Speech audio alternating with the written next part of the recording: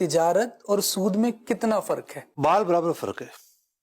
ہوں بال کی تھکنس کتنی ہوتی ہے؟ صحیح، تھوڑا سا فرق ہے. بہت تھوڑا سا فرق ہے. مزید اس پر اس اگر لیے زیادہ احتیاط کی حاجت ہے. جیسے میں مثال دیتا ہوں، یعنی اصل فرق ہے طریقہ کار کا. ہوں ایک آدمی کو کسی سے 1 لاکھ روپے لینے ہیں، وہ کہتا ہے کہ بھئی مجھے 10,000 روپے نفع چاہیے، 6 مہینے بعد آپ دو گے، میں 1,10,000 لوں گا. یہ خالصتاً سود ہے. ٹھیک ہے. اب دوسرا آدمی اس کو ملتا ہے، وہ کہتا ہے کہ بھئی تمہیں کیا چاہیے؟ اس نے کہا کہ وہ میں مکان بنا رہا ہوں، مجھے سریا لینا ہے. ٹھیک ہے، بعد میں مہنگا ہو جائے گا، میں ابھی لینا چاہ رہا ہوں. وہ کہتا ہے کہ اچھا ٹھیک ہے، 1 لاکھ روپے کا ملے گا.